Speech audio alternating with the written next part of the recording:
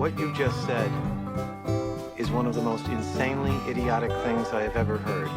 What kind of ignorant shit is that? At no point in your rambling, incoherent response were you even close to anything that could be considered a rational thought.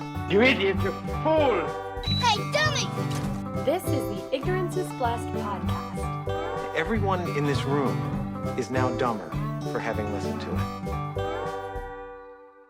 Hey, idiots. I am here with Jason Speck, head of archives and special collections at Hillwood Estate Museum and Gardens. I'm very excited for this guest. I'm excited to ask you a million questions.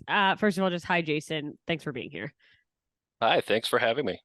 Of course, I'm thrilled to have you. As everyone listening has already heard me say a million times, I put out a form to find guests out in the world, and you rose to the call. And I am so thrilled to talk to you about this because, I mean, you have a pretty cool job. I have a very cool job. Yes, that is correct. I love that you say that because it's always just great to know. I don't know. It's great to love your job. And so hearing someone who thinks their job is cool, I don't know, it's just refreshing in a world where so many people are doing jobs they hate. Well, I spent 12 years doing jobs I hated before I found this. So Really? Oh yeah. What were you, was it in the same lane or was this No. a total 180? It was a complete different thing. I got an undergraduate degree in literature of all things, which, immediately makes you Big employable money. in so many ways. And had no idea what I wanted to do. Spent a number of years working in the medical field for medical practice, doing a bunch of different things, billing and this and that. And then I worked for an insurance and investment company for about 7 years, working on insurance licensing and all sorts of stuff. And I was bored, and I really didn't like helping people make money. It really didn't fulfill me on any level. So I just was sort of stumped, and it was my wife who said, well, why don't you think about going back to school? And I found a library science program here in the DC area and signed up for an introduction to archives course. And 30 minutes in, I was like, yeah, this is it. How old were you when you went back to school? Well, I'd been out of school for 12 years. So I was 33. Right. Yeah. So, and all the people in my program were a good decade plus younger than me. So it was quite the experience. Oh, I'm sure a little bit of humility there of like, well, I didn't. I feel like in my brain I just like, well, you guys probably don't have it figured out either. You think this is what you want, but man, and then you stumbled upon this job. Yeah, well, I stumbled upon the field, really, in terms of field. Yeah, the whole field. Like, archives. What does that even mean, by the way, for people listening going who know have zero knowledge? Sure, absolutely. So, an archives is a place where you permanently store materials that you deem worthy of retention in perpetuity. And so that can be documents, it can be photographs, it can be audiovisual materials, it can be publications, it can be a lot of different things. And the job of the archivist is essentially to organize those materials and make them accessible to the general public, to researchers, to anybody who wants to use them, and also to take care of them, to steward them and protect them so that when you inevitably hand them off to the next archivist, or that they are still in good condition and will last the test of time, or well outlast all of us anyway. Yeah, that is so rad. It's so funny. I don't think I'd ever heard. I could have assumed, I guess, that was a job, but I actually just coincidentally happened to randomly hear of it in an audiobook I was reading very recently. It's just a historical fiction book called The Lost Apothecary for anyone who likes books. But I've heard of that book.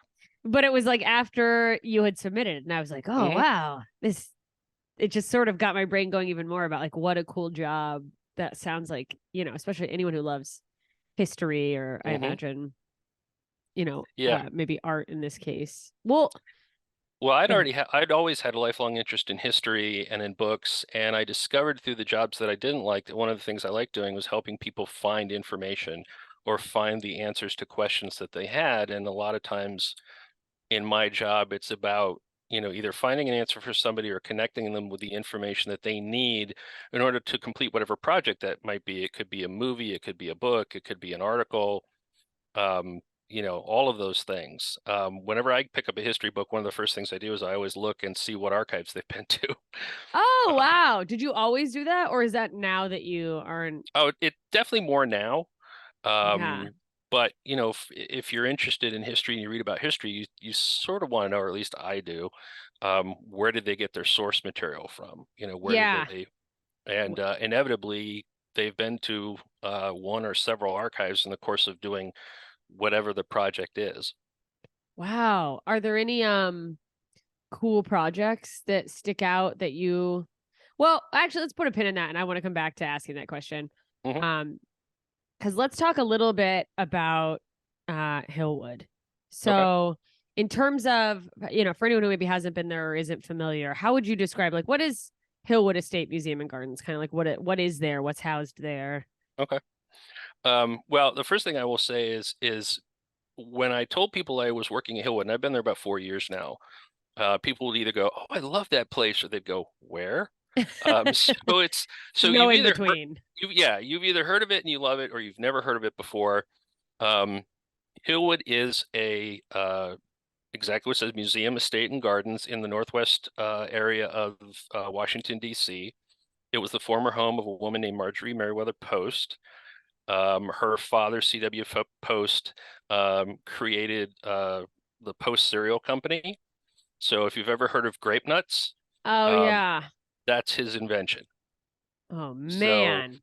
when he died in 1914, she was 27. She immediately became the wealthiest woman in America. Oh yeah, she's the And heiress to Post, so basically. she was very involved in the running of the company at a time when women weren't even allowed to vote yet. Wow. So, she was very much, at the forefront in terms of the business. She helped Post turn into General Foods. She helped them acquire Jell-O and Bird's Eye and other companies that that you've heard of. Hillwood was the last home that she lived in. She purchased it in 1955. She lived there until she died in 1973. During that time, she renovated the house, created a number of gardens. She also used it to house her collection of French and Russian art, which we are very well known for. In fact, we have the largest collection of Imperial Russian art outside of Russia, Okay. which is what brings a lot of our visitors. Um, and so that's in a nutshell, that's what Hillwood is. Now, she had an agreement with the Smithsonian in the 1960s that it would become a Smithsonian museum. But Oh. then after she passed away, the Smithsonian decided that it would be too expensive for them to operate, and so they turned it back to a foundation that she had set up, and that same foundation runs Hillwood today. Okay. So it was planned ahead of her passing that she's like, this will become some type of museum and the art will become just sort of for people to come and see. Yeah, I guess the more she became known for her art collection, the more people sort of said to her, "Hey, you really should think about, leaving behind a museum," which is something a lot of wealthy 20th century Americans ended up doing in one way, shape, or form. There are several of these kinds of institutions across the country. Oh yeah. So it's a museum, but she also wanted to leave the house the way that it was when she passed away, so people could see what her lifestyle was like, at that particular point in time. She spent that latter part of her life being one of the main sort of entertainment hostesses in DC. So she would have ambassadors and diplomats and all sorts of Supreme Court judges and all sorts of people over for dinners and all of those kinds of things. So she was very much at the center of DC's social scene during that time, Wow. as well. Um, and she, and she was also involved in a lot of philanthropic causes, supporting the National Symphony Orchestra, donating to the creation of the Kennedy Center, things like that. Yeah, that's what I read that she made a lot of donations to help the arts and some other organizations, which is Mhm. just really cool. And it's really it's an interesting way to see someone who was extremely wealthy at the time. I'm sure she would have been extremely wealthy at this time, but like Oh yeah. how they leave their legacy behind. It's a very interesting, I don't know, just a cool little thing. In terms of being the archivist, head of archives, I guess I don't know how to, did I say that right? Archivist? Yeah, you got it. You nailed it. Yeah. Look at me learning. Over there, how much of do you have any involvement in bringing in the new collections or like acquiring any new pieces, or do you guys, how much of that did they even do over there, or it's sort of like this is what's here, that's it? We bring in new collections of materials. It can happen at any time. It's going to be a donation or a gift, most likely from, it could be an extended family member. It could be someone who knew her. A couple of years ago, I got a collection of materials from a woman who was handling someone else's estate. And it turned out that the woman whose estate she was handling was once very good friends with Marjorie Post's granddaughter. Oh. And so she turned over to us a bunch of letters back and forth between this person who was a young woman at the time and Marjorie. And because she was Marjorie's granddaughter's friend, Marjorie basically adopted her as one of her own. And so she would write her, she would give her advice, she would take her on vacations, and all this kind of stuff. And it was sort of one of those things that sort of showed a side of Marjorie Post that a lot of people never got to see. That as she took a shine to you, or if she liked you, then she looked out for you. Yeah. And at one point, I guess this young lady was thinking about joining the LPGA golf tour.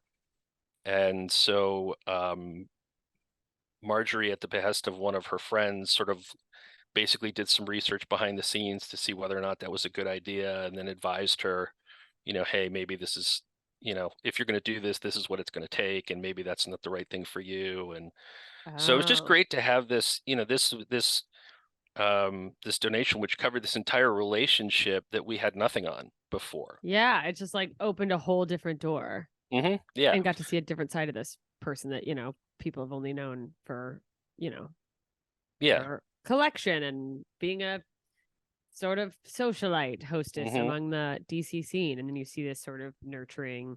Oh, that's right. Do you guys ever get donations like that you're like, yeah, we don't need that? Yeah, well, I mean, that, one of the myths about archives is that we keep everything, right? Yeah. Archives, I didn't know that, actually, so that is good to know.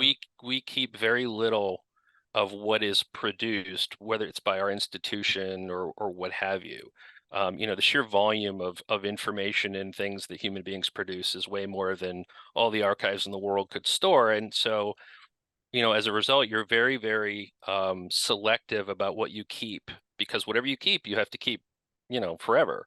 And you only have so much space and all of that. And so, we have what's called a collection development policy, which dictates the things that we are interested in and the things that we are trying to collect. It also enumerates the things we are not interested in, we do not want to collect. So there are times when we will be offered something and I will politely say, no, that's not appropriate for us. If I know of an institution where it is appropriate, I'll say, why don't you contact these folks? Then there are times when we just get a grouping of materials from someone and we will go through it, and we will do what's called an appraisal process, and we'll look at all of the things in the donation and decide, okay, this is appropriate for us and this isn't.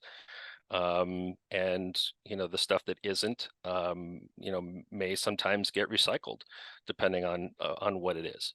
Oh, wow. And what kind of what is that process of, what are some of the things you look for to determine if it is something when you're appraising? Like, because I imagine there are some things that it's kind of like you're on the fence about, like, maybe this could fit in here. So how do you sort of figure out what actually really does? Or yeah, well, your collection development policy really helps in that respect, because for us, when, if I'm talking about our library collections, for example, one of the things our collection development policy says is that we collect books that relate to 18th century French decorative arts and Imperial Russian arts and things like that. So that helps us decide when somebody offers us a book. If you're offering me a book that's, say, from the Soviet era, well, that's outside of what we collect, and I'm going to say no. Yeah. Um, Okay. something like that. Now, when it comes to archival materials, we have a principle that we call enduring value. Does this item have enduring value? And enduring value, I won't get into the weeds of it, but it has a number Yeah. of subcategories. I'm sure. Does this have historical value? Does this have administrative value? There's several different criteria that you use to determine whether or not this is something that you're going to retain. So it's very it's a very sort of delineated step-by-step decision-making process.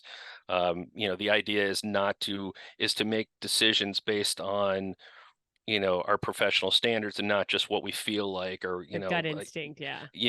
or oh, that looks cool, I want to keep it. Well, it may be cool, but it may not it may not be something that you should have in the archives. Yeah. So so that's a lot of it. I mean, one of the other things that often happens in my line of work is people think about, oh, they go, oh, archiving. I know about that because I archive my computer files. And Yeah. and the difference there, of course, is when you're archiving your computer file, you're like, oh, I'm just going to stick it in this folder in case I need it later. Yeah. Whereas if you're working in an archives, you have to know exactly where you put it. You have to know exactly what you called it so you can find it again, and that you can be able to connect it to people who need to use it and all that kind of stuff. So there's a lot of sort of decision making that takes place every single day with the materials that you look at. And after a while, obviously, the more you do it, the more you sort of have a sense of these things. But there are definite guidelines as to what you keep and why.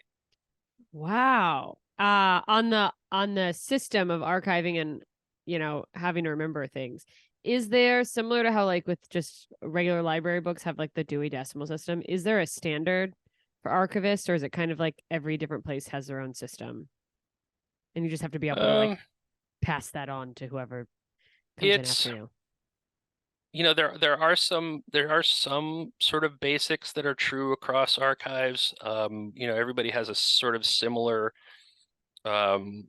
location system or organizational system. It's not as uniform as, say, Dewey Decimal, or in our case, our library, we use the Library of Congress call number system.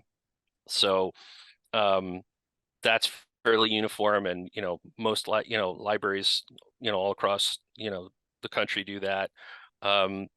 Archives, it can be a little bit different. There are different types of software packages that you can use to keep track of where things are, and each archives might label a collection slightly differently, but it all works on the same general principle, which is you have to know what you've called it, you have to know where you put it, you have to be able to retrieve it at a moment's notice, and you should have and it should be described enough so that reasonably what that collection contains and what it might be good for.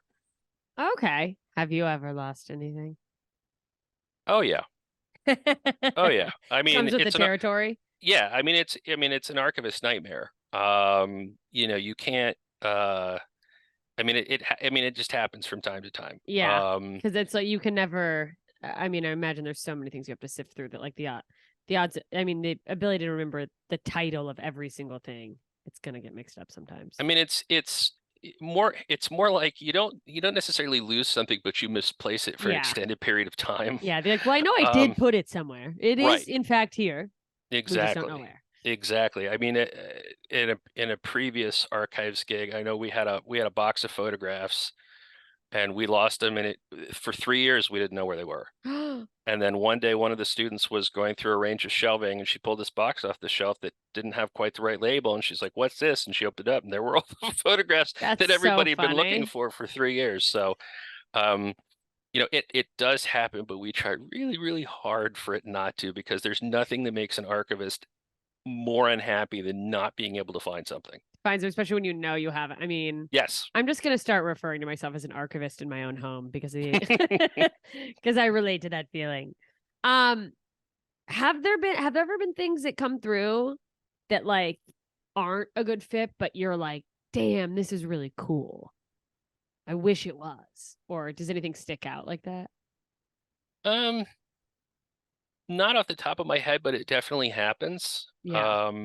As I said, sometimes you can see something and go, oh, that's cool, but that's definitely not for us. And as I said, if it's a decent grouping of material, or if it's a donation you've been offered, you try to contact another institution and say, hey, we had this donor contact us and they have, something that's well outside our collecting policy, but I happen to notice online that you guys collect this stuff. So is this something that you guys want?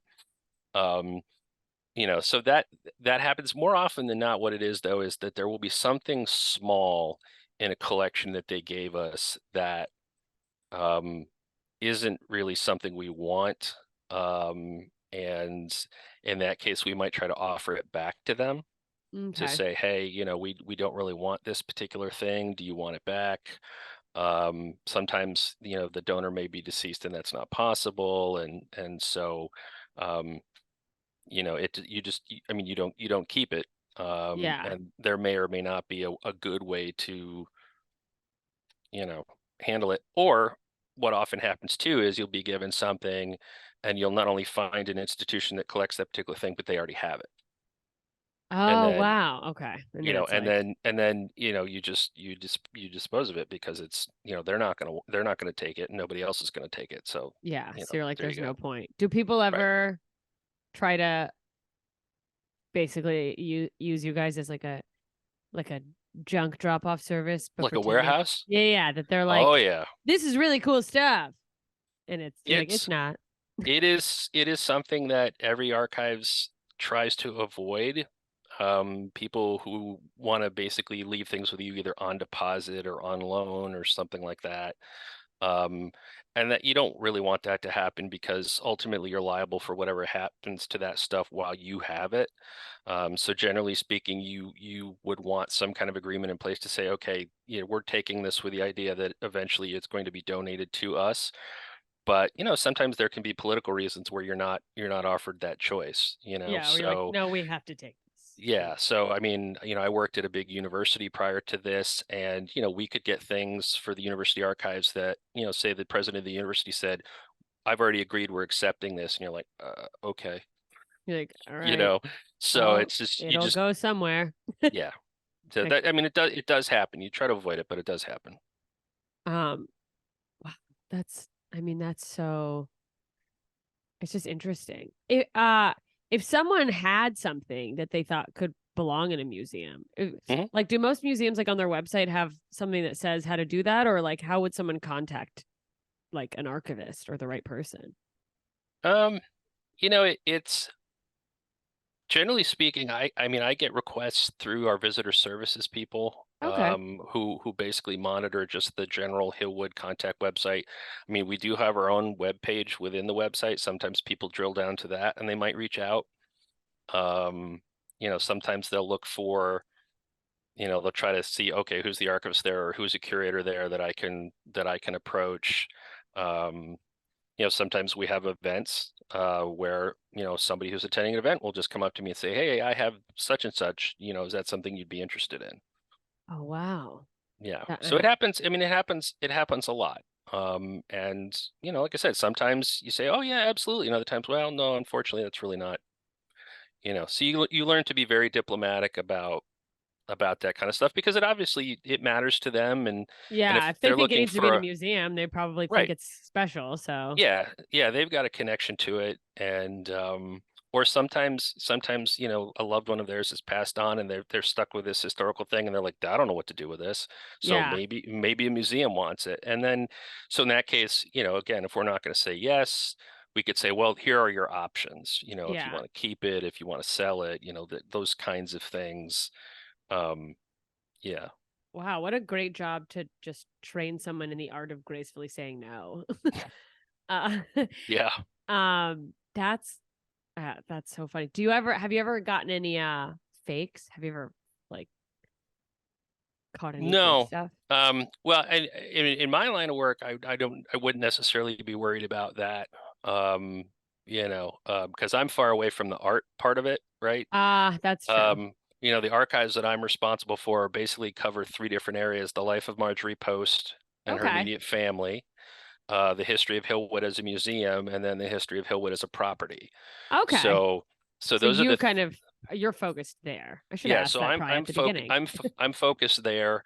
Our library collections have a lot to do and reflect a lot the art collections that we have, because it supports research into the collection. And obviously in the archival collections, we have lots of correspondence and other things that document, how she,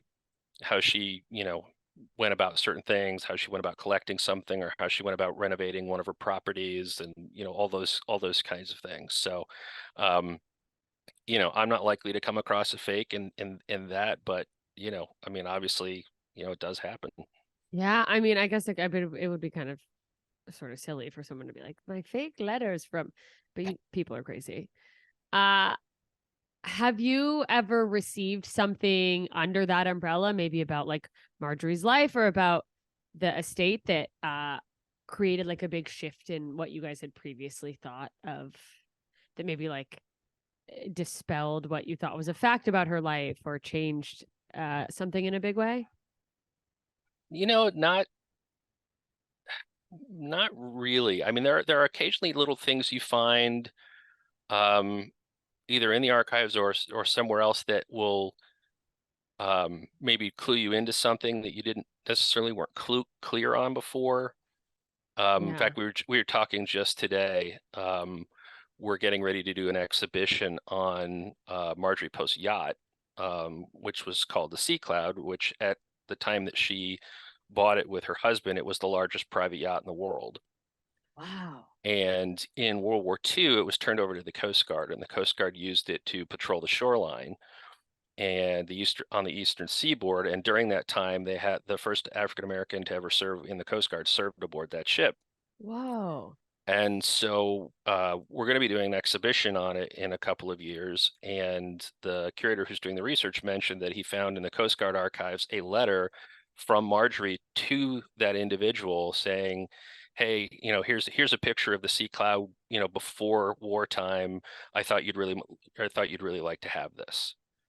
So Wow. we didn't know that she had been in contact with that individual, and literally until just very recently. Um, Oh, that's so interesting because I mean, it just makes me wonder. I mean, I guess at the time, I wonder if it was also, it obviously is a big deal, but you just think in war times, like, are people hearing about these, big deals in terms of, wins for diversity and, mhm.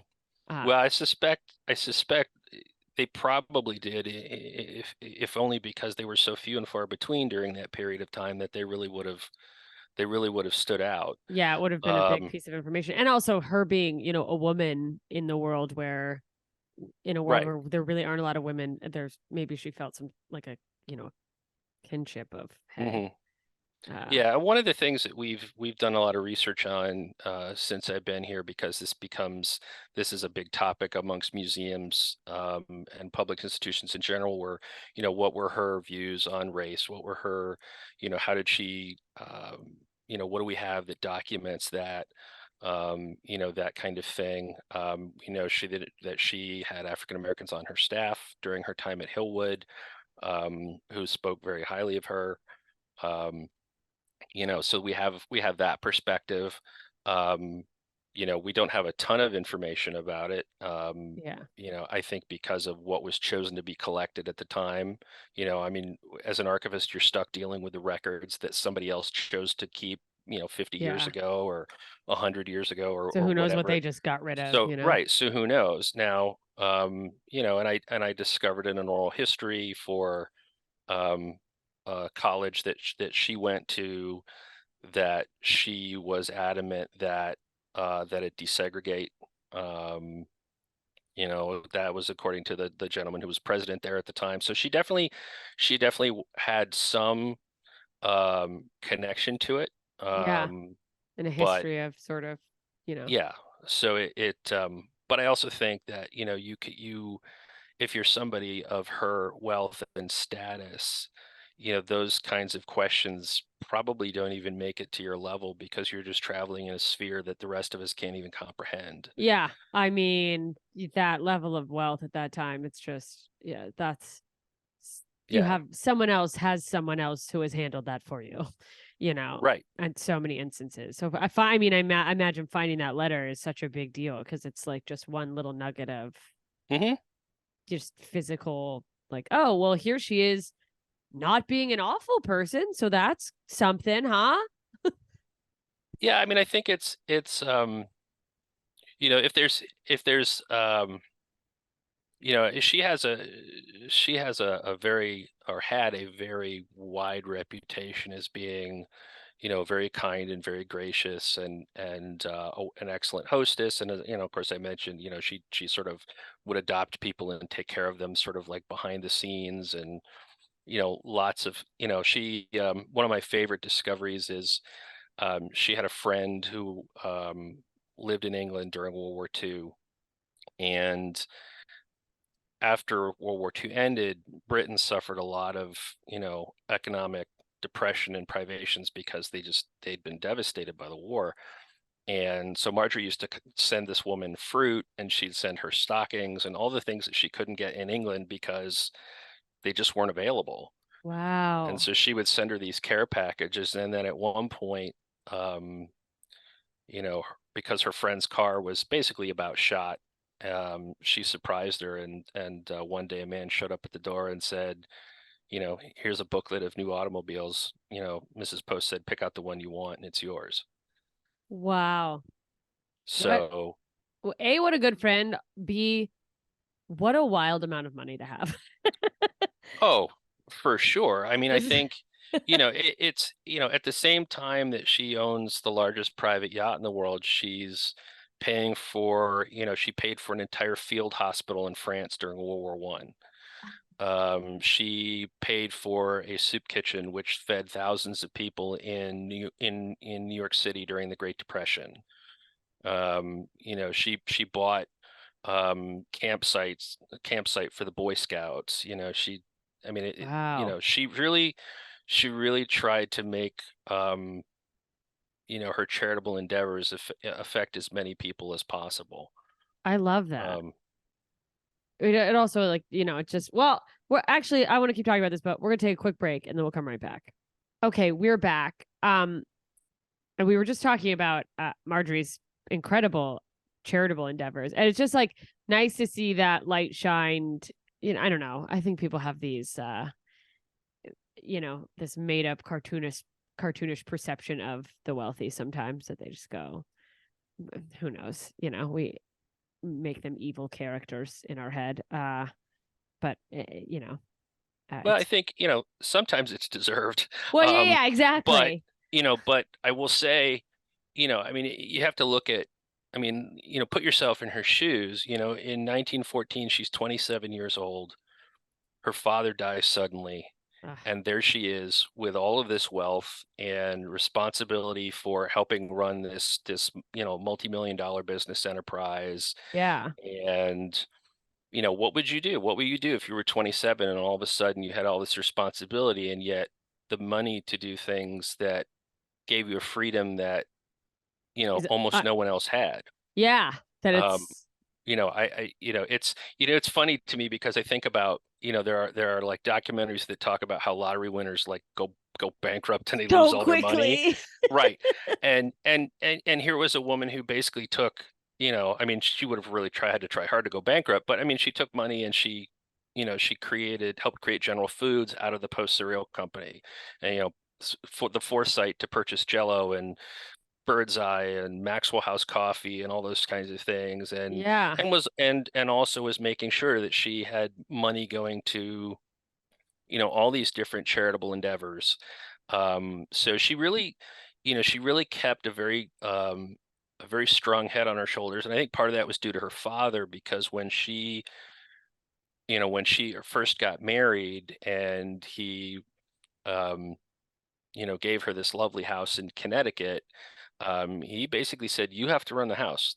The running of the household is your job, and you have to balance the checkbook down to the penny.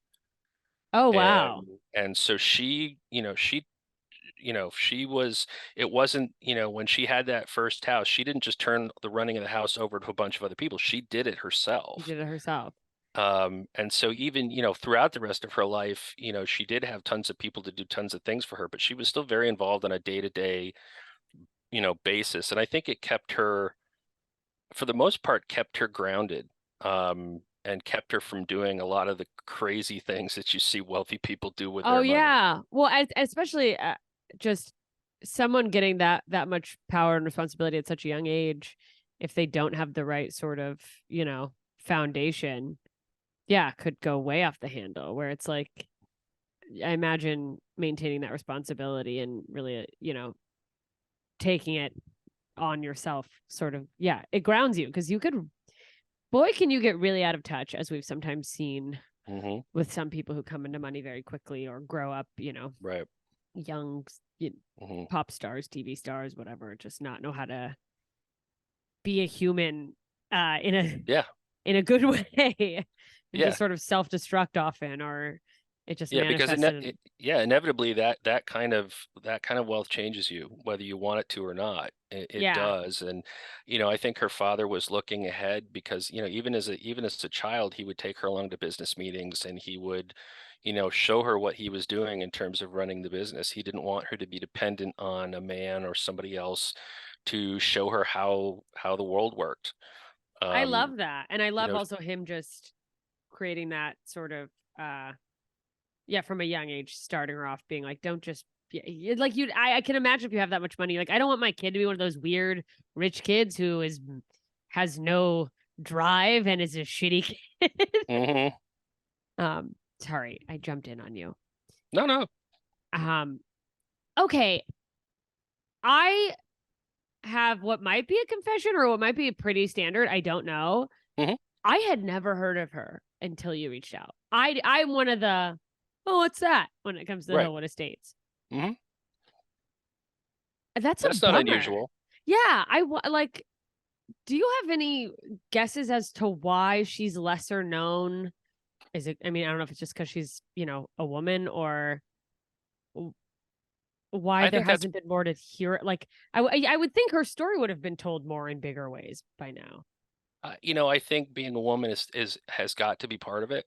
One of the things, the vein of history that I've particularly gotten into and enjoy are all the stories that are coming out now about all these amazing women who did amazing things that nobody ever paid attention or gave them any kind of credit.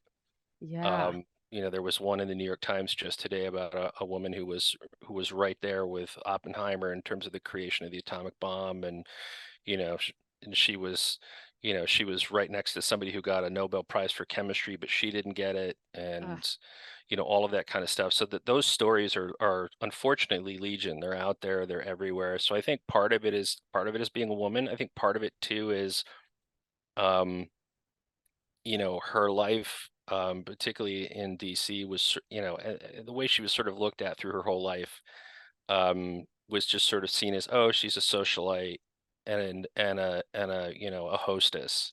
People reduced it to Um, like, she has parties. yeah, and I think that just sort of, that had a certain cachet, in the 20th century. I mean, she was one of a number of wealthy women who either who were well known on the DC social scene, um, who were involved in that, and that could be a full-time thing in and of itself. Oh yeah. Um, but she was, I think oftentimes women were reduced to that, and then of course when that falls out of favor and people don't throw those kind of parties anymore, then we might look down our nose at that and go, ugh, like Yeah. that just whatever. So I think there's a couple reasons for it. I also think that she wasn't particularly flashy in terms of her philanthropy and things like Yeah, that. she didn't need everyone to Um, see it and know that yeah, the person yeah, who's like loudly donating to something, just look over here, I'm helping. right. I think maybe if the Smithsonian had kept Hillwood, maybe the profile might be a little higher. Yeah. But it's not. it doesn't surprise me, unfortunately. Yeah. Me neither, unfortunately. Have there been, since you've been there, and it's also maybe there have been projects I'm just unaware of Mhm. where they have tried to tell her story. Has anyone reached out for any materials of like trying to maybe tell her life story since you've been there? Well, there was a biography produced of her in the 1990s called Okay. American Empress, Okay. which is out there for anyone who's interested. I'm sure you Yeah. can get a nice secondhand copy online for not too much money. Oh, I'm sure. Um, I'm interested. and and everybody and every now and again, a TV somebody might reach out to us about some project where they want to cover her, um but it's right now one of the big things that um we get reached out about a lot is Mar-a-Lago, because That's right, because she owned she it, right? built it. She She built it she from the built it. ground up. Yep. Yeah. And I mean that yeah. Yeah, that's wild. Is there I imagine there was someone between her and the Trump family Well, there before. was well, basically yes, there was in a way. One of the things that Marjorie Post tried to do with all of her properties was to give them to the public when she died. And so Wah-wah. she tried to give Mar-a-Lago to the state of Florida, to the National Park Service, because she had a hope that it would become the Winter White House. Put a pin in that for later.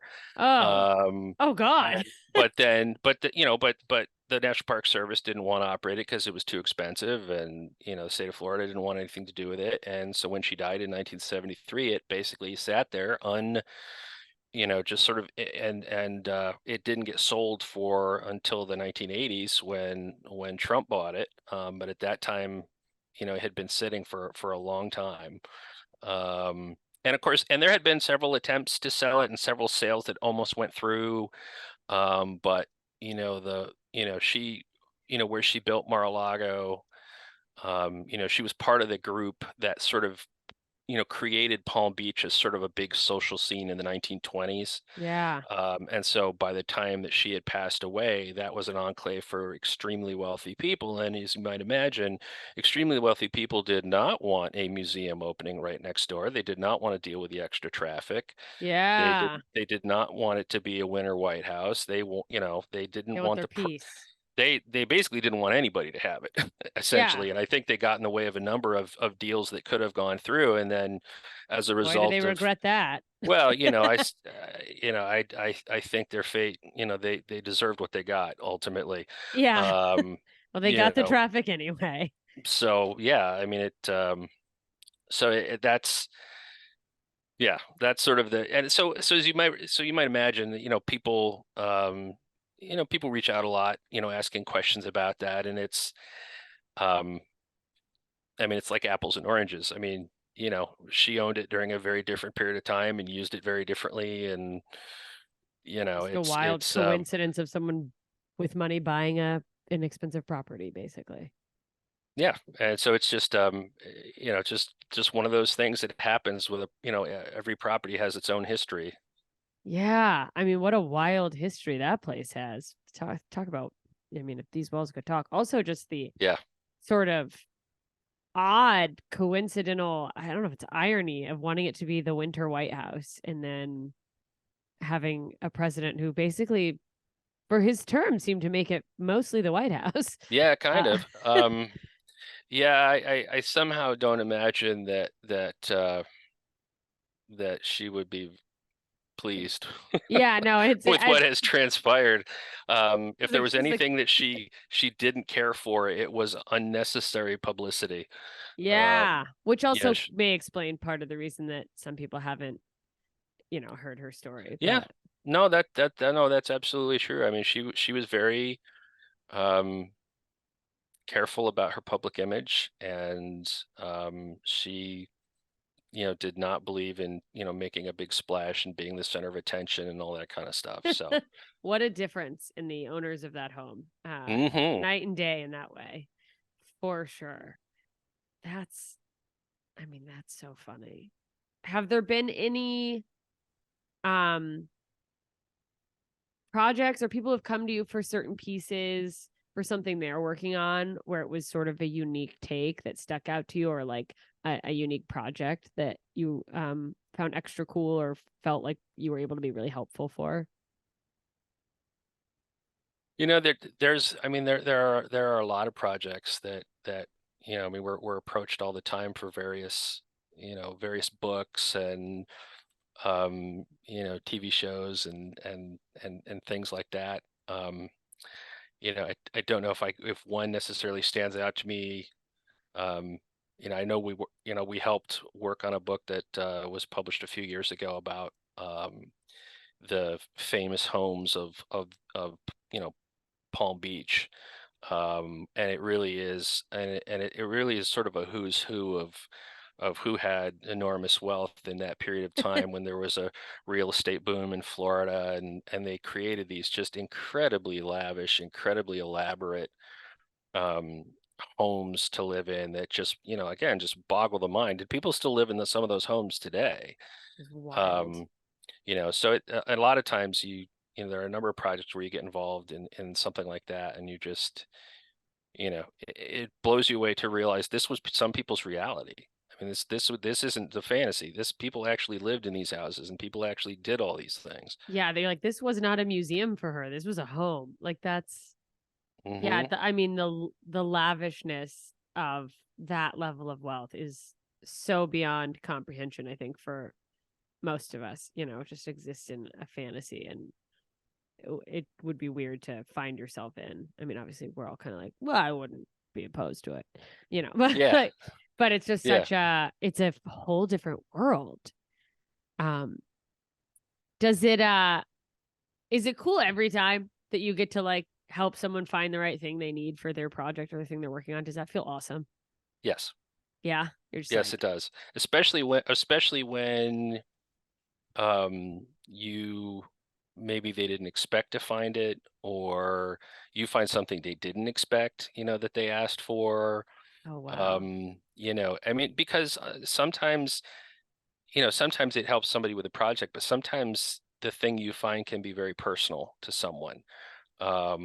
So, going back to my university job, I was contacted one day by a woman who was looking for a picture of her grandfather.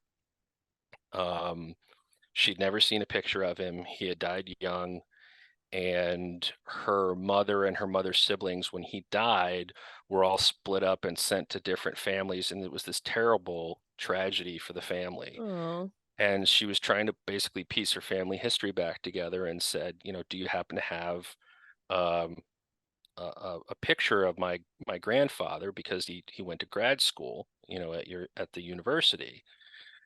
And I did some digging, and I couldn't find a picture. What I did find was he was, along with his professor, they had patented a way to make chocolate milk, that's so cool. which was very cool. But I also figured out where he did his undergrad. And so then I went to the archivist at the undergrad institution, and I said, do you happen to have a picture of this guy? And they did. And so I got the picture and I sent it to this woman, and I got a letter back, and she was like, you have no idea what this means to my family. I'm crying as I write this letter to you. Like, she was really, like, it was really an Oh emotional yeah, to have never kind seen him of and get to see. thing. Yeah, to have never seen a picture of him. And, so to be able to connect somebody to that I mean, is that's magical. yeah, it's an incredibly, rewarding experience. And so, that doesn't happen every day, obviously, but when it does happen, it, I it mean, feels that's really so great cool. to connect people to something that means that much to them. Did you tell her about the chocolate milk too? Oh yeah, Yeah, for because sure. I Center, also imagine something like that could be a cool, because like now you're gonna think different. Like if you drink chocolate milk, you'll be like, I don't know. I would just think of it differently. Like, oh, cool, he did something yeah, with it, you know? Yeah, well, I mean, obviously, when you find something like that, it ends up on your social media and you use it in, when you're talking about, various topics and whatever. Did you know we had somebody who had a patent for making chocolate milk? Oh, Like, I that yeah, mean, that becomes your family you story. you literally milk that forever. Um, I'm milking it for all it's worth. exactly. Because That's it's such a cool thing, it's so what, unique and cool. Yeah, and you yeah. just go, oh, it's so fun hearing that, learning the tiny, not tiny, but just unique things that your ancestors did. What a um just what a cool thing. On the note Yeah. of you don't get to do that every day, what kind of is like a basic day in the life of an archivist? Well, one of the things that we love to say is no 2 days are ever the same, Ah, I love that. and we like it, because a lot, I don't know from day to day what information needs are going to come across my desk. Yeah. I don't know who's going to ask me for help. It could be our marketing department. It could be visitor services. It could be somebody in my own division in collections. It could be somebody from outside. I mean, you just don't know. I mean, Yeah. these questions come at you out of the blue and you have no idea what they're going to be or how easy or complicated they're going to be or how urgent they're going to be. And so you do a lot of face-to-face or online, customer service type stuff, responding to people and helping people. And then, when you're not busy doing that, then you try to do all the other parts of your job that people don't necessarily know about. Um, so it really isn't the same. And if I had a nickel for every time I made a plan and walked in the office and it was completely blown out of the water immediately. Yeah. But that's, you have to learn to be flexible. Yeah, it's probably kind of the fun Um, of it too, is that like it's an and adventure every day.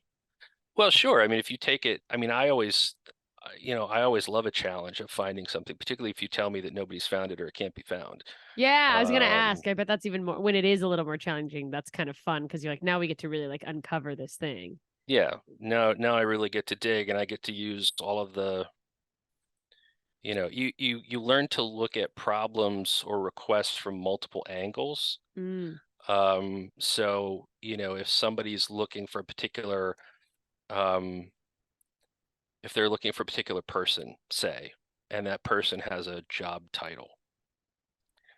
Well, 50 years ago, that job might not be called what it's called today. So you have to know what the job was called 50 years ago. oh wow. So a lot of times there's vocabulary, like the vocabulary can change based on the time period you're looking at. Oh, So there's all of those kinds of things. And so, I mean, if I'm looking for something in a newspaper archives about Marjorie Post, and I know we call this particular building at Hillwood, by this name, well, in 1955, it wasn't called that. It was called something else. yeah. So And it's if just like yeah, so there's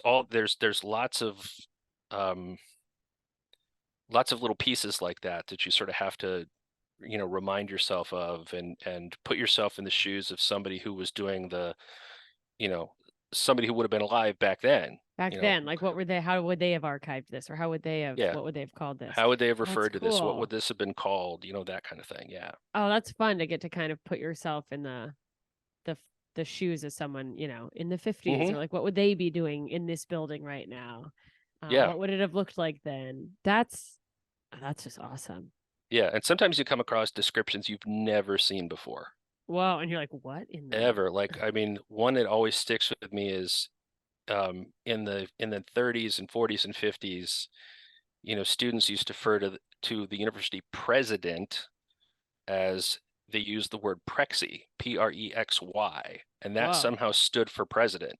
Now, I'd never heard that word before, but I me started coming neither. across it in the student newspapers, and that's the language they used during that period. So I learned if I wanted to find something in the student newspaper, that was the word I needed to use. Wow. And those just I'm sure you've picked up so many of those. And there's probably ones you don't even realize. You're like, oh yeah, I picked that up, but I just know it now. It Right. becomes common knowledge. Have you ever Hmm. told someone you're an archivist and they confuse it with archaeologist? No, but I have told people I'm an archivist, and I just get this blank look, like, what is that? Yeah. Um, and it's not something that, I think every archivist, if if you talk to an archivist and they tell you they don't have a 30-second elevator speech trying to explain what they do for a living, they're lying to you. Because all of us face that, well, it's a cross between a librarian and a historian, and you just try to sort of fumble your way through a thing. But a lot of people don't know what we do. A lot of people don't know about archives. This became very obvious to me when the economy crashed in the late 2000s, Yeah, and that's when I graduated. and places were in cities and communities were closing libraries and closing archives because they said we shouldn't be spending money on these. So sad. These are not places that they don't have value. And for somebody in my line of work, it sort of made it very crystal clear to me that we need to do a lot better job of explaining who we are and why what we does matter, because if we don't, It this is goes going to be away and people lose it. what happens to us. And so, from that day on, I've never turned down an opportunity to talk about what we do and how we do it, and all of that, because we're dependent on people to understand what we do and see that it has value in order for us to be able to have careers. Yeah, and I mean, the rest of us are dependent on people being aware of that, so that we can have these places to go to find these, this cool information, these cool pieces of history. Since you made your career pivot when you went back to school and like started, being, involved in archives, has it changed the way you think about your own family story or family legacy and how you want to, I don't know, either catalog that or things that you think are really important to, like, information wise, to pass on to loved ones? It certainly has given me a desire to want to do something to be remembered. Because stuff just disappears in the mist of time. It's sort of inevitable. And so for me it was, okay, what are the things that I can do? So I got, I've written or co-written a couple of books, and so I know my name will be in the Library of Congress, and Yeah. that kind of thing. So just trying to, so from that perspective, I've thought about it. I have an aunt on my mother's side of the family who has done extensive genealogy work, so she's sort of got that covered. Oh, that's nice. It's always nice to have a relative who's like, oh, I went way back. Yeah, and genealogists actually are the predominant users of archives now. Oh, wow. I Because mean, that makes sense. Yeah, because there are so many people, basically mining archives for information about their family members. And if you go on ancestry.com, what ancestry.com is essentially a gathering place for a lot of archives. So when you're searching Oh. Ancestry, you're searching, the National Archives, and other sources that they have. Yeah, the people have, Um, or that someone has uploaded. Yeah, they've had like newspaper things with people's names mentioned and stuff. I was blown away when and then yeah. overwhelmed and I logged out. But I was like, oh God, this is for another day. Yeah, it's a lot. It can be a lot, for Yeah. sure. Oh yeah, but it's so cool to just be able to, like, see your grandfather's name in a newspaper, or Yeah, and I mean, I've used it. One of the things that I started doing at Hillwood is, and one of the aspects of Hillwood that wasn't very well documented that I'm trying to change, is what was it like to be a staff person at Hillwood when Marjorie was there? yeah. She had a very dedicated staff. She had staff that served with her 30 and 40 years. So That's obviously she awesome. treated them very well. But, Yeah. what was it like to work there? What was it like to be a staff person there? And so I've started, I have an exhibit case in the staff dining room that every year honors a former member of her staff. I And it love talks that. about who they were, what they did at Hillwood, sort of a mini biography, that kind of thing. And, I've used Ancestry to, find when some of these folks came into the country, and, where they lived, and all of those kinds of things, and trying to sort of like bring those folks back to the present, so people have another way of looking at Hillwood, and an appreciation for the folks that basically worked very quietly behind the scenes to make it all happen.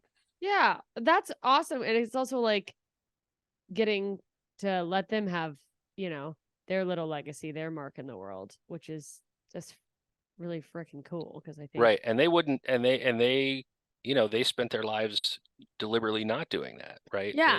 They were very content to be behind the scenes and to just, support everything that she was doing and help run the households and all of that kind of stuff. But I think it's something that in recent years we've sort of looked at, going beyond maybe just the main people and and saying, okay, well, who supported these people? Who made Yeah, this who made it possible for them? possible? Yeah, Right. because there's so many people behind the scenes that, you just never know about. Is That's my that cat, by I the was gonna way. say, is that okay? Speaking of behind the scenes, Yeah, behind the scenes. uh, Yeah, well, I have, I think, one or two more questions, then we can wrap up sure. real quick, and they're not even big ones. But in terms of like looking over new things that come in, do you guys have a special like room, or is there like a certain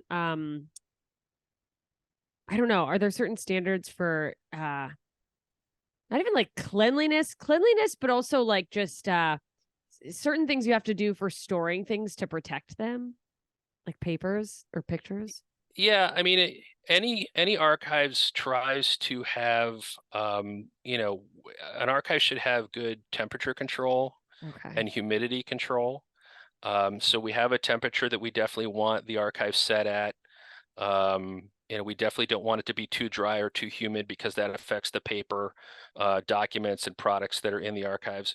Honestly, really? Stop. It's okay. We love She's animals here. she's just nuts.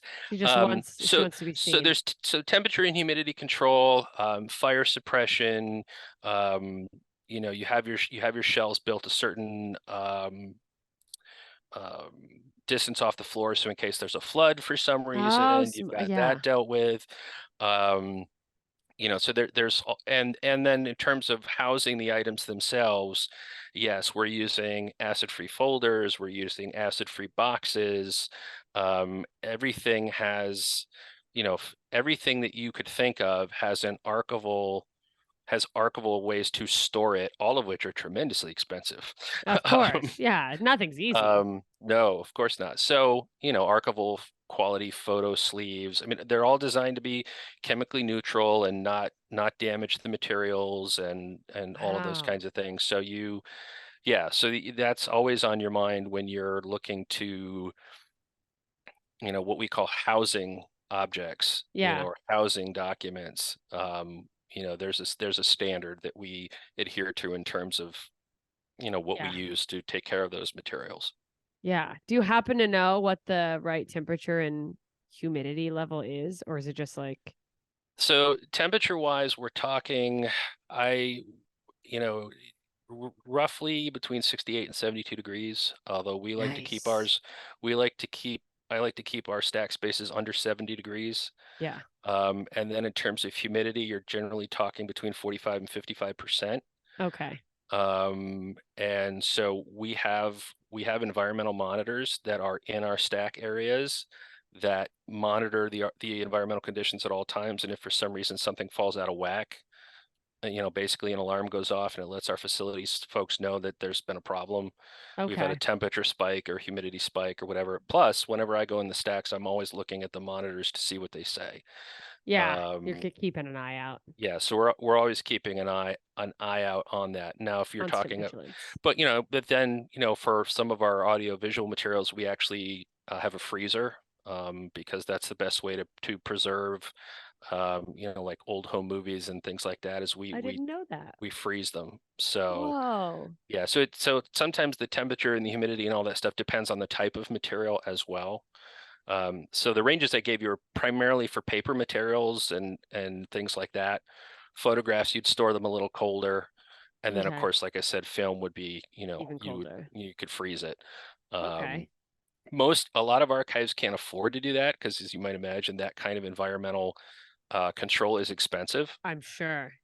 We're very fortunate in that Hillwood built a brand new collections and research center that we moved into in 2021 Nice. that has all of those things in it. It was it's actually one of the reasons why I took the job at Hillwood, because as an archivist, you could spend your whole career and never work in a building that was intended to house archival materials. Yeah, which is Almost hell. almost inevitably, you're in a building that was never intended to do that, and so you always are dealing with some kind of environmental Putting out a issue. lot of But fires, metaphorically, just and yeah, yeah. so I mean, so it's yeah, so the opportunity to actually start out in a building that was basically custom made for what we do was a huge opportunity. Oh yeah, it's great because then you can kind of focus on just getting really into the materials rather than just the preservation, taking up so much of your day to day, I'm sure.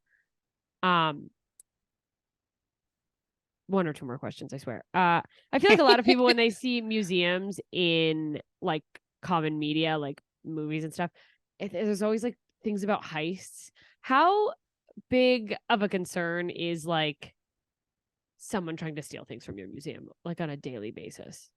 Um, So well, obviously, like you don't want it to happen, but like, are there constant threats?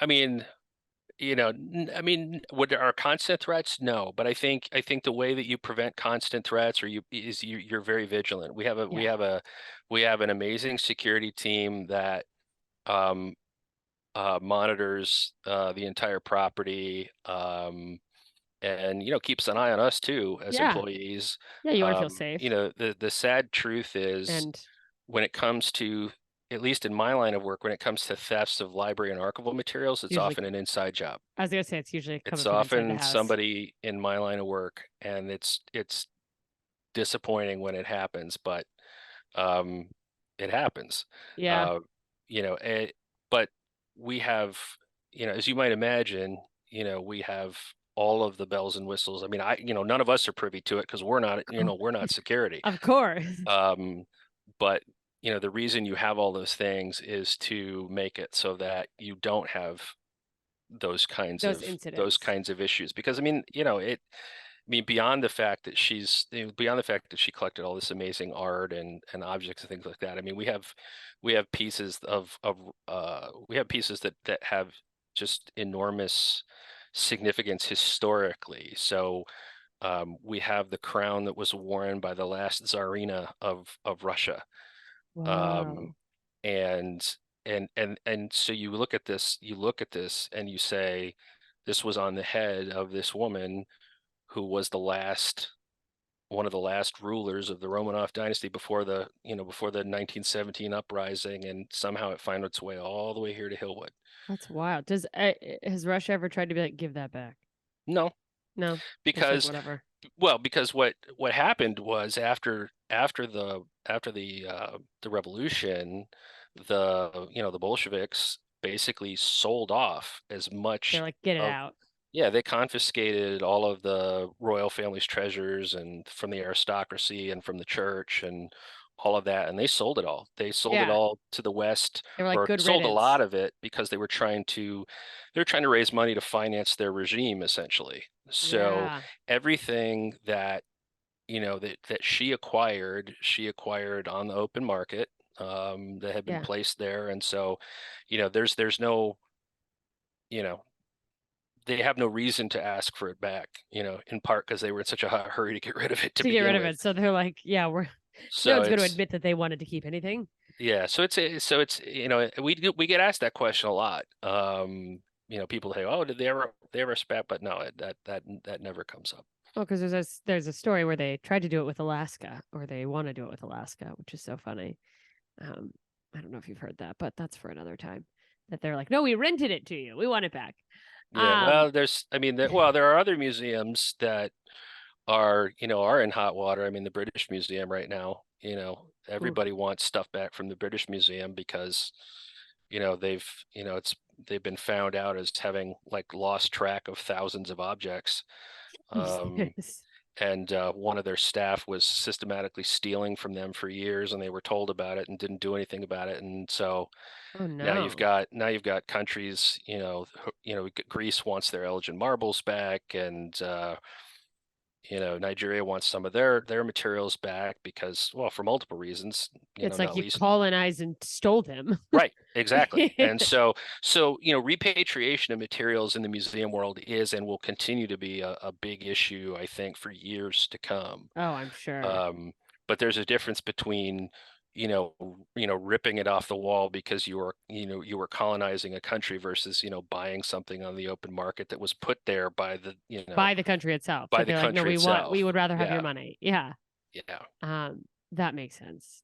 And then this is the last question, and it's not big ones, more like kind of silly. I saw on the survey, I have a whole bunch of slots for questions, and there's one that says chronic illness, and you mentioned that you have asthma, and I was curious if that ever, like, if in the line of work you do, it ever causes like flare-ups for your asthma dealing with like older texts and stuff, or like. No. Oh, woohoo. Now if you're dealing with older materials, particularly something that just come into your archives from outside, Yeah. you may want to be careful with it depending on the condition that it's in. One of my other favorite myths about archives, and you will routinely see archives referred to as being dusty, or musty or whatever. And it's always amazing to me that people can think we could be such good stewards but such shitty housekeepers. Yeah. Like this the dust in archives, I'm You're not like, sure I'm where not in a cave. This isn't.